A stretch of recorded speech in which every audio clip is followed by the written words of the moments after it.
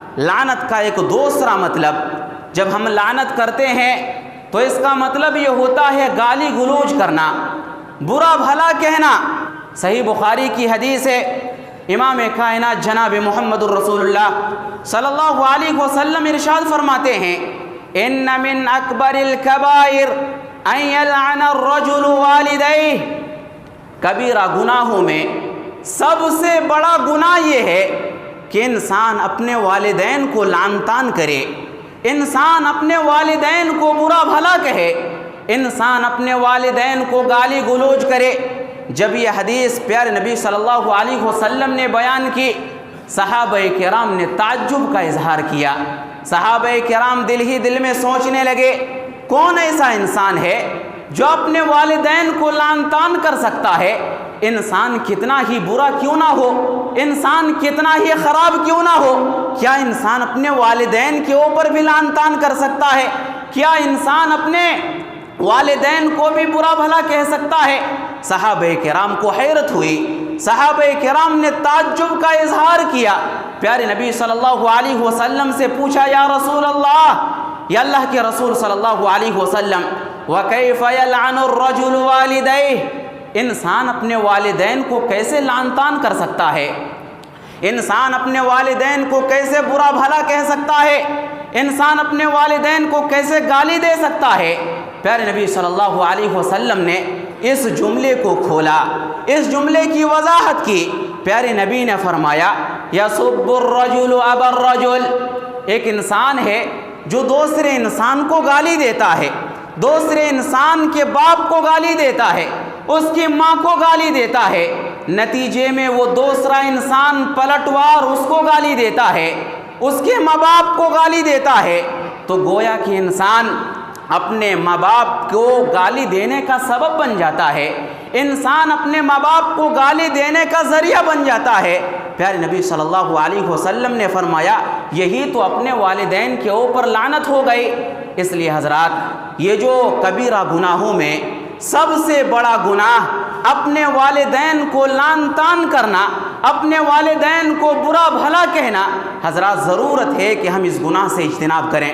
آج ہماری حالت کیا ہے؟ ہمارے معاشرے کے اندر یہ تکیہ کلام کے طور پر استعمال ہوتا ہے۔ ہم کسی کو گالی دیتے ہیں، وہ پلٹوار ہمیں گالی دیتا ہے، ہمارے والدین کو گالی دیتا ہے، ہماری آل و اولاد کو گالی دیتا ہے۔ حضرات، اور ہم یہ کہتے ہیں ہمارے درمیان تو یہ تکیہ کلام ہے، ہمارے درمیان تو یہ کوئی گناہ ہی تصور نہیں کیا جاتا ہے۔ ارے ماں کی گالی، باپ کی گالی، بہن کی گالی، یہ تو ہمارے یہاں زبان زد ہے، اس کو تو ہمارے یہاں کوئی برا تصور کیا ہی نہیں جاتا ہے۔ حضرات، ہمارے ماحول کے اندر اس کو برا تصور کیا جائے یا نہ کیا جائے، ہمارے ماحول کے اندر اس کو گناہ تصور کیا جائے یا نہ کیا جائے، حدیث کہتی ہے کہ کبیرہ گناہوں میں سب سے بڑا گناہ یہ ہے کہ انسان اپنے والدین کو گالی دینے کا سبب بن جائے۔ ضرورت ہے کہ ہم اس گناہ سے اجتناب کرنے کی کوشش کریں۔ وَمَن يَلْعَنِ اللَّهَ فَلَن تَجِدَ لَهُ نَصِيرًا۔ محترم سامعین کرام، بزرگان دین، نوجوانان ملت اسلامیہ اور خواتین اسلام، آج کے اس خطبہ جمعہ میں مجھے آپ حضرات کے سامنے جس عنوان پر گفتگو کرنی ہے، وہ عنوان ہے وہ اعمال جو لعنت کا موجب بنتے ہیں۔ انشاءاللہ العزیز کتاب و سنت کی روشنی میں اس موضوع کے حوالے سے کچھ باتیں آپ کے سامنے عرض کرنے کی کوشش کروں گا۔ اللہ رب العالمین سے دعا ہے کہ رب العالمین مجھے حق بات کہنے، کتاب و سنت کے مطابق بیان کرنے، ہم سب کو حق بات سننے اور اس پر عمل کرنے کی توفیق عطا فرمائے، آمین۔ حضرات، ابھی خطبہ مسنونہ کے بعد میں نے سورہ نساء کی ایک آیت کریمہ آپ کے سامنے تلاوت کی ہے۔ اس آیت کریمہ کے اندر اللہ رب العالمین نے ارشاد فرمایا، وَمَن يَلْعَنِ اللَّهِ، جس کے اوپر اللہ لعنت کرتا ہے، اے نبی آپ کسی کو بھی اس کا مددگار نہیں پائیں گے۔ یہ لعنت کیا ہوتی ہے؟ لعنت کا مطلب کیا ہے؟ حضرات یہ لفظ ہمارے لیے کوئی نیا لفظ نہیں ہے، کوئی ایسا لفظ نہیں ہے جس کو ہم پہلی مرتبہ سن رہے ہیں، بلکہ ایک ایسا ورڈ ہے، ایک ایسا لفظ ہے جس کو ہم بارہا سنتے ہیں۔ قرآن مجید کے اندر اکثر اس لفظ کا استعمال ہوتا ہے، احادیث کے اندر بھی اس کا اکثر استعمال ہوتا ہے۔ حضرات یاد رکھیں، لعنت کا 3 مطلب ہوتا ہے۔ پہلا مطلب، اگر لعنت اللہ کی طرف سے ہو تو اس کا مطلب ہوتا ہے اپنی نعمتوں سے محروم کر دینا، اپنی رحمت سے دور کر دینا، دھتکار دینا، بھگا دینا۔ اس ناحیے سے اگر دیکھا جائے تو اس کائنات کا سب سے پہلا ملعون ابلیس ہے۔ جب اللہ رب العالمین نے حضرت آدم کو اپنے ہاتھ سے بنایا، سجدہ کرنے کا حکم دیا، سارے فرشتوں نے سجدہ کیا، ابلیس نے نافرمانی کی، سجدہ کرنے سے انکار کر دیا۔ اللہ نے فرمایا فَاخْرُجْ مِنْهَا فَإِنَّكَ رَجِيمٌ، اے ابلیس تو نے میرے حکم کی مخالفت کی ہے، اس لیے تو یہاں سے نکل جا، میری نعمتوں کو چھوڑ دے، یہاں سے نکل جا۔ فَإِنَّكَ رَجِيمٌ، یقیناً تو مردود ہے، تو ملعون ہے۔ وَإِنَّ عَلَيْكَ لَعْنَتِي إِلَى يَوْمِ الدِّينِ، قیامت کے دن تک تجھ پر میری لعنت ہے، قیامت کے دن تک میری پھٹکار تمہارے اوپر پڑتی رہے گی، قیامت کے دن تک میری مار تمہارے اوپر پڑتی رہے گی۔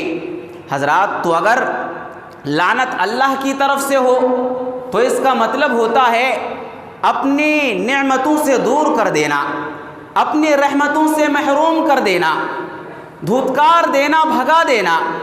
لیکن جب یہی لعنت بندوں کی طرف سے ہو تو اس لعنت کا 2 مطلب ہوتا ہے۔ جب ہم کسی کو لعنت کرتے ہیں تو اس کا 2 مطلب ہوتا ہے۔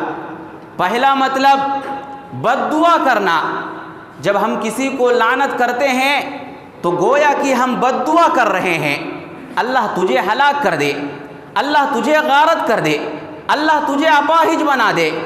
مثال کے طور پر جب ہم قنوت نازلہ کا اہتمام کرتے ہیں تو یہاں پر ایک دعا پیارے نبی صلی اللہ علیہ وسلم نے ہمیں سکھائی ہے، اللہم لعن کفرۃ اہل الکتاب الذین یصدون عن سبیلک ویکذبون رسلک ویقاتلون اولیاءک۔ یہاں پر ہم کیا دعا کرتے ہیں؟ یا اللہ تو اہل کتاب کے جو کافر ہیں، جن لوگوں نے لوگوں کو تیرے راستے سے روکا ہے، جو لوگ اپنے رسول کی تکذیب کرتے ہیں، تیرے اولیاء کو قتل کرتے ہیں، یا اللہ تو ایسے لوگوں کے اوپر لعنت فرما۔ ہم یہاں پر اہل کتاب کے کافروں کے لیے بد دعا کر رہے ہیں۔ یہاں پر لعنت کا مطلب بد دعا کرنا ہے، ہم لعنت کر رہے ہیں، گویا کہ ہم بد دعا کر رہے ہیں۔ اسی طرح سے حضرات لعنت کا ایک دوسرا مطلب، جب ہم لعنت کرتے ہیں تو اس کا مطلب یہ ہوتا ہے گالی گلوچ کرنا، برا بھلا کہنا۔ صحیح بخاری کی حدیث ہے، امام کائنات جناب محمد الرسول اللہ صلی اللہ علیہ وسلم ارشاد فرماتے ہیں، ان من اکبر الکبائر ان یلعن الرجل والدیہ، کبیرہ گناہوں میں سب سے بڑا گناہ یہ ہے کہ انسان اپنے والدین کو لعن طعن کرے، انسان اپنے والدین کو برا بھلا کہے، انسان اپنے والدین کو گالی گلوچ کرے۔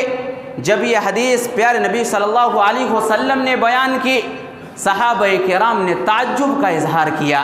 صحابہ کرام دل ہی دل میں سوچنے لگے، کون ایسا انسان ہے جو اپنے والدین کو لعن طعن کر سکتا ہے؟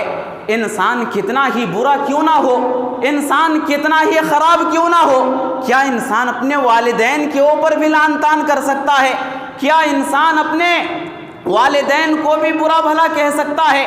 صحابہ کرام کو حیرت ہوئی، صحابہ کرام نے تعجب کا اظہار کیا، پیارے نبی صلی اللہ علیہ وسلم سے پوچھا یا رسول اللہ، یا اللہ کے رسول صلی اللہ علیہ وسلم، وَكَيْفَ يَلْعَنُ الرَّجُلُ وَالِدَيْهِ، انسان اپنے والدین کو کیسے لعن طعن کر سکتا ہے؟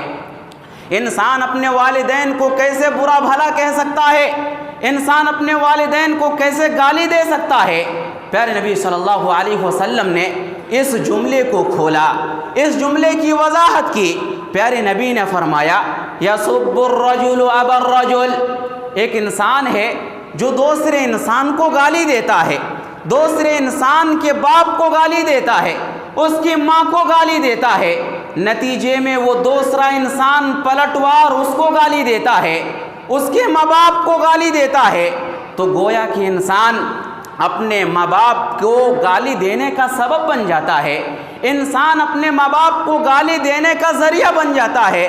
پیارے نبی صلی اللہ علیہ وسلم نے فرمایا یہی تو اپنے والدین کے اوپر لعنت ہو گئی۔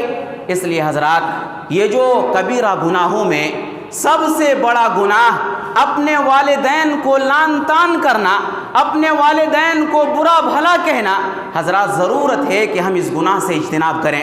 آج ہماری حالت کیا ہے؟ ہمارے معاشرے کے اندر یہ تکیہ کلام کے طور پر استعمال ہوتا ہے۔ ہم کسی کو گالی دیتے ہیں، وہ پلٹوار ہمیں گالی دیتا ہے، ہمارے والدین کو گالی دیتا ہے، ہماری آل و اولاد کو گالی دیتا ہے حضرات، اور ہم یہ کہتے ہیں ہمارے درمیان تو یہ تکیہ کلام ہے، ہمارے درمیان تو یہ کوئی گناہ ہی تصور نہیں کیا جاتا ہے۔ ارے ماں کی گالی، باپ کی گالی، بہن کی گالی، یہ تو ہمارے یہاں زبان زد ہے، اس کو تو ہمارے یہاں کوئی برا تصور کیا ہی نہیں جاتا ہے۔ حضرات، ہمارے ماحول کے اندر اس کو برا تصور کیا جائے یا نہ کیا جائے، ہمارے ماحول کے اندر اس کو گناہ تصور کیا جائے یا نہ کیا جائے، حدیث کہتی ہے کہ کبیرہ گناہوں میں سب سے بڑا گناہ یہ ہے کہ انسان اپنے والدین کو گالی دینے کا سبب بن جائے۔ ضرورت ہے کہ ہم اس گناہ سے اجتناب کرنے کی کوشش کریں۔ تو حضرات، پیارے نبی صلی اللہ علیہ وسلم نے یہاں پر لعنت کا لفظ استعمال کیا، اور یہاں پر جو لعنت کا لفظ ہے یہ گالی گلوچ کے معنی میں ہے، برا بھلا کہنے کے معنی میں ہے۔ اسی طرح سے حضرات، صحیح بخاری کی ایک اور روایت ہے، پیارے نبی صلی اللہ علیہ وسلم نے خطبہ دیا، عید الاضحیٰ کا موقع تھا یا عید الفطر کا موقع تھا، پیارے نبی صلی اللہ علیہ وسلم نے خطبہ دیا، نماز پڑھائی، نماز پڑھانے کے بعد پیارے نبی صلی اللہ علیہ وسلم نے خطبہ دیا، اور وہ دور کوئی لاؤڈ اسپیکر کا دور نہیں تھا، پیارے نبی صلی اللہ علیہ وسلم کا زمانہ کوئی لاؤڈ اسپیکر کا زمانہ نہیں تھا۔ اس وجہ سے پیارے نبی صلی اللہ علیہ وسلم مردوں کو نصیحت کرنے کے بعد عورتوں کے یہاں تشریف لے گئے۔ پیارے نبی صلی اللہ علیہ وسلم نے عورتوں کو بہت زیادہ نصیحتیں کی، ان میں سے ایک نصیحت یہ تھی، پیارے نبی صلی اللہ علیہ وسلم نے عورتوں کو نصیحت کرتے ہوئے فرمایا یا معشر النساء، اے عورتوں کی جماعت، تصدقنا، تم اپنی زندگی میں زیادہ سے زیادہ صدقہ و خیرات کیا کرو، فإنی رأیتکن اکثر اہل النار، اس لیے کہ میں نے تمہاری تعداد جہنم کے اندر زیادہ دیکھی ہے، تمہاری تعداد جہنم کے اندر زیادہ ہوں گی، تم جہنم کے اندر زیادہ جاؤ گی۔ وہاں پر خواتین بیٹھی ہوئی تھی، بعض خواتین کھڑی ہو گئی، کہنے لگی وَبِمَا ذَلِكَ یا رسول اللہ، یا اللہ کے رسول صلی اللہ علیہ وسلم، اس کا ریزن کیا ہے، اس کی وجہ کیا ہے؟ ہماری تعداد جہنم کے اندر کیوں زیادہ ہوگی؟ ہمارے اندر کون سی خرابی ہے؟ ہمارے اندر کون سی برائی ہے؟ ہم کون سا جرم کرتے ہیں؟ ہم کون سا گناہ کرتے ہیں؟ اس موقع سے پیارے نبی صلی اللہ علیہ وسلم نے بے حیائی کا نام نہیں لیا، اس موقع سے پیارے نبی صلی اللہ علیہ وسلم نے زناکاری کا نام نہیں لیا، اس موقع سے پیارے نبی صلی اللہ علیہ وسلم نے چوری کا نام نہیں لیا۔ عورتیں بہت سارا گناہ کرتی ہیں، لیکن پیارے نبی صلی اللہ علیہ وسلم نے یہاں پر اور گناہوں کا نام نہیں لیا، بلکہ پیارے نبی صلی اللہ علیہ وسلم نے اس موقع سے ان گناہوں کا تذکرہ فرمایا جن گناہوں کی وجہ سے عورتیں کثرت کے ساتھ جہنم کے اندر داخل ہوں گی۔ وہ گناہ کیا ہے، وہ برائی کیا ہے؟ پیارے نبی صلی اللہ علیہ وسلم نے فرمایا تکثرن اللعن وتکفرن العشیر، عورتوں کے اندر یہ دو گناہ پائے جاتے ہیں، عورتوں کے اندر یہ دو برائیاں کثرت کے ساتھ پائی جاتی ہیں۔ پیارے نبی صلی اللہ علیہ وسلم نے فرمایا تکفرن اللعن، عورتیں کثرت کے ساتھ لعن طعن کرتی ہیں۔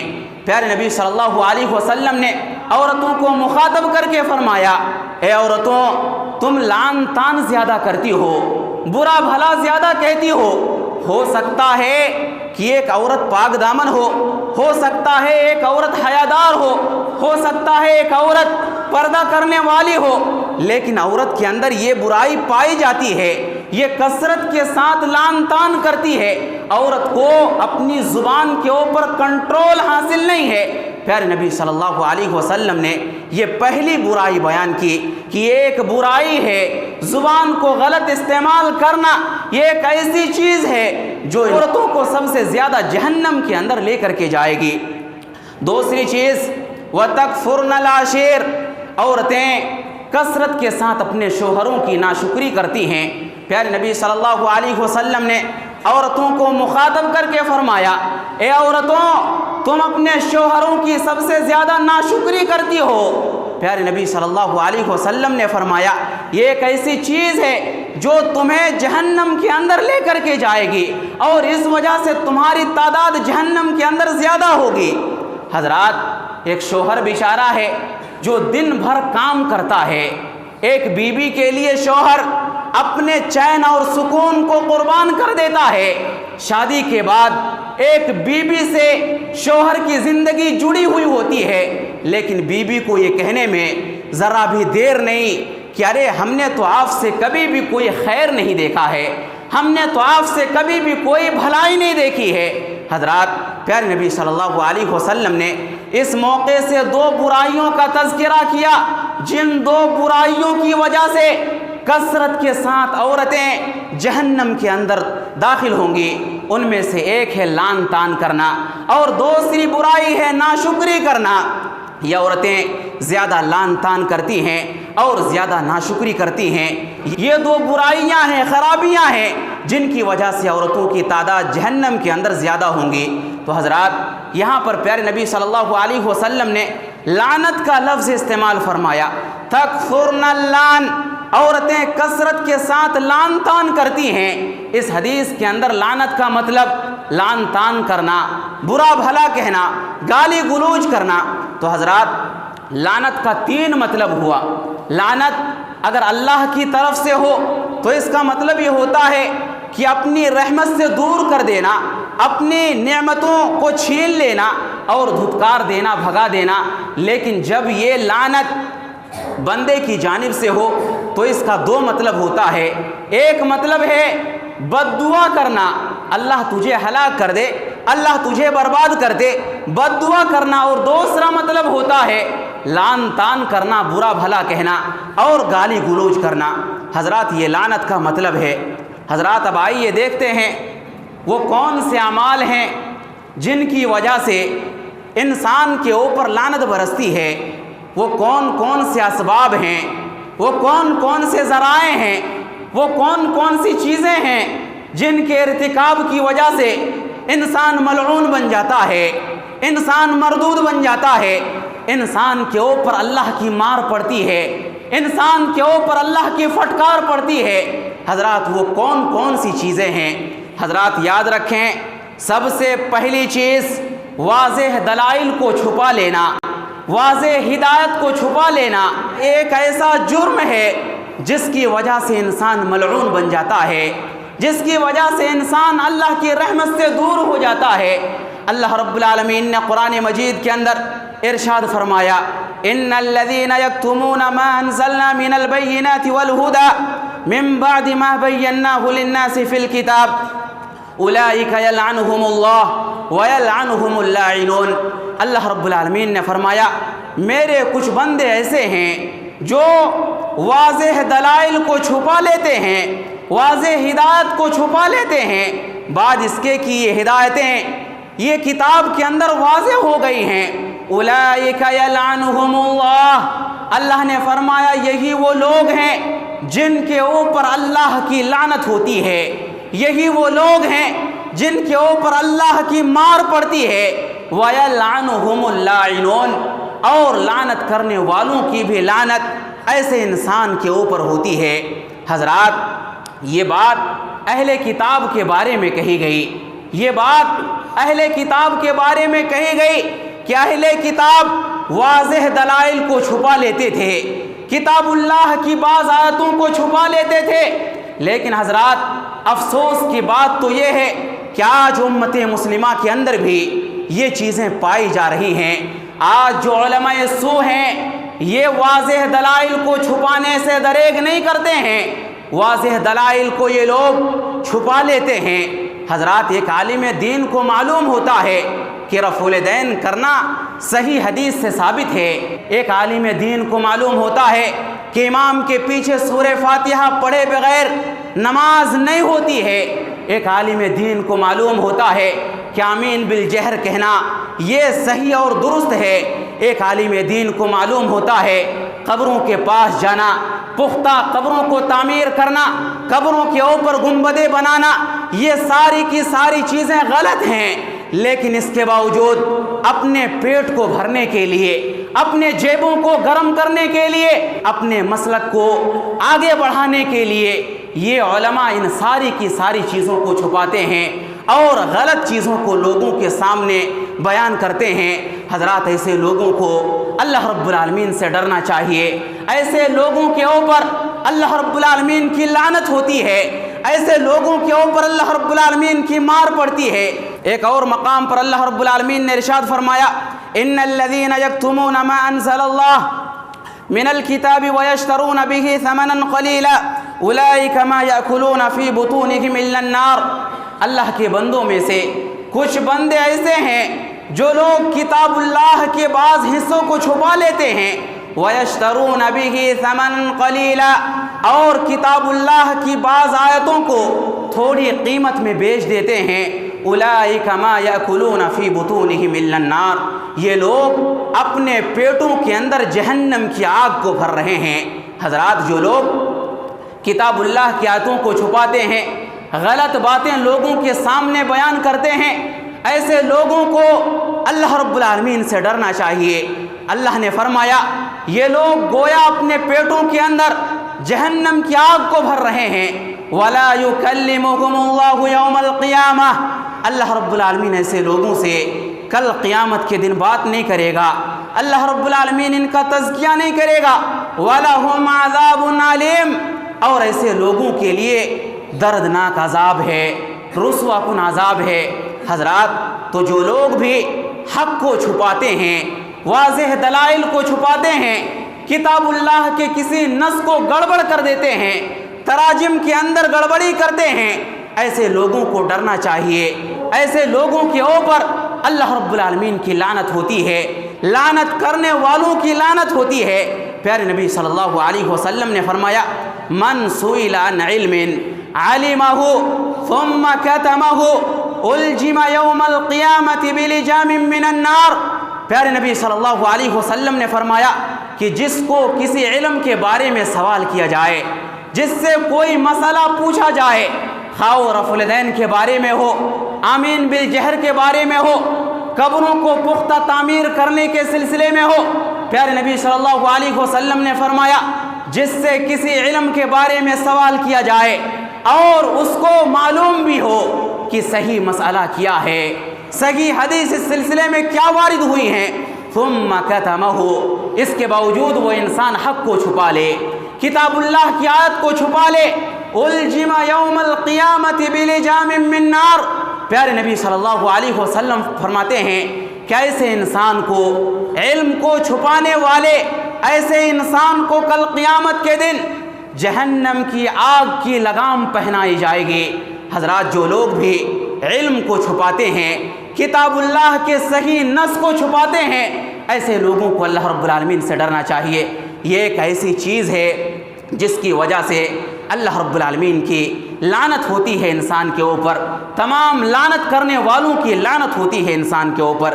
اسی طرح سے حضرات، ایک دوسری چیز جس کی وجہ سے اللہ رب العالمین کی انسان کے اوپر مار پڑتی ہے، جس کی وجہ سے اللہ رب العالمین کی لعنت برستی ہے، دوسری چیز برائی سے منع نہ کرنا۔ جتنا برائی کرنا جرم ہے، اتنا ہی جرم یہ بھی ہے کہ انسان کے سامنے برائی کو انجام دیا جا رہا ہو اور انسان اس سے منع نہ کرے۔ حضرات، اللہ رب العالمین نے قرآن مجید کے اندر ارشاد فرمایا، لعن الذین کفروا من بنی اسرائیل علی لسان داؤد وعیسی ابن مریم ذلك بما عصوا وكانوا يعتدون كانوا لا يتناهون عن منکر فعلوه لبئس ما كانوا يفعلون۔ اللہ رب العالمین نے فرمایا کہ اہل کتاب میں سے، بنی اسرائیل میں سے جو کافر لوگ ہیں، ان کے اوپر لعنت کی گئی۔ حضرت داؤد علیہ السلام نے بھی ان کے اوپر لعنت کی، حضرت عیسیٰ علیہ السلام نے بھی ان کے اوپر لعنت کی۔ لعنت کیوں کی گئی؟ ذالک بما عصوا وکانوا یعتدون، لعنت اس وجہ سے کی گئی چونکہ یہ لوگ اللہ رب العالمین کی نافرمانی کرتے تھے، شریعت کے حدود کو پامال کرتے تھے۔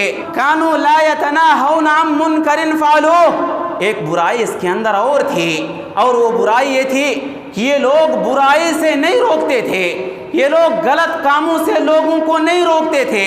حضرات، جتنا برائی کو انجام دینا جرم، اتنا ہی برائی سے منع نہ کرنا جرم ہے۔ حضرات، ضرورت ہے کہ اگر کوئی برائی ہمارے سامنے کیا جا رہا ہے، ضرورت ہے کہ ہم اس کو روکیں۔ اگر ہم روک نہیں سکتے ہیں تو کم از کم دل و جان سے اس کو برا جانے، یہ ایمان کا ادنا درجہ ہے۔ حضرات، آج معاملہ کیا ہو رہا ہے؟ آج ہماری حالت کیا ہے؟ آج سے 20-25 سال پہلے ہمارے علاقے کے اندر، ہمارے معاشرے کے اندر الا ماشاءاللہ کوئی خبر ایسے سننے کو ملتی تھی کہ کسی کی لڑکی بد چلن ہے، کسی کا لڑکا بد چلن ہے۔ لیکن حضرات، آج ہمارا کیا ماحول ہے؟ سوشل میڈیا کا زمانہ ہے، انٹرنیٹ کا زمانہ ہے۔ کوئی ایسا گھر ہو جس کے اندر کوئی لڑکی بد چلن نہ ہو، حضرات، کوئی ایسا لڑکا ہو جو بد چلن نہ ہو۔ حضرات، یہ جو پیار و محبت کا معاملہ ہے، افیئر کا معاملہ ہے، یہ برائی ہے، یہ غلط ہے۔ لیکن آج ہماری حالت یہ ہے کہ ہم اس برائی کو برائی بھی نہیں کہتے ہیں، آج ہم اس کو غلط چیز کو غلط بھی نہیں جانتے ہیں۔ حضرات، یہ بہت ہی غلط چیز ہے۔ حضرات، ضرورت ہے کہ جو غلط چیزیں، جو برائیاں ہمارے معاشرے کے اندر انجام دی جا رہی ہیں، ان کو ہم روکنے کی کوشش کریں۔ جو لوگ منشیات کا ارتکاب کرتے ہیں، بیڑی، سگریٹ، تمباکو، گٹکا، یہ ساری چیزیں کھاتے ہیں، حضرات، اللہ خیر کرے، 20 سے 25 سال پہلے کا آپ نظارہ کریں۔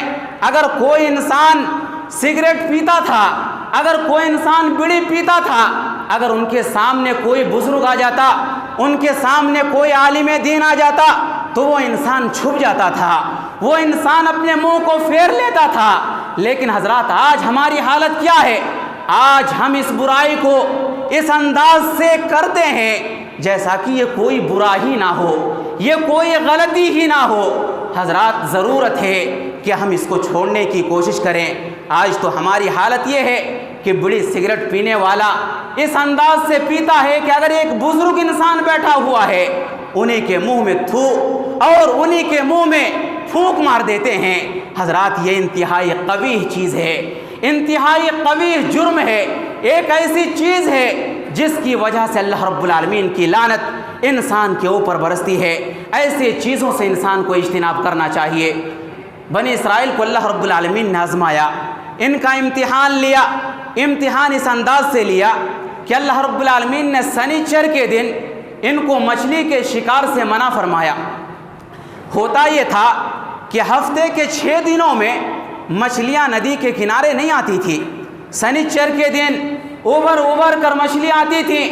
بنی اسرائیل نے حیلہ اختیار کیا، اللہ رب العالمین کے مقابلے میں حیلہ اختیار کیا۔ انہوں نے کیا کیا؟ انہوں نے سمندر کے کناروں کے اندر گڑھے کھود دیے۔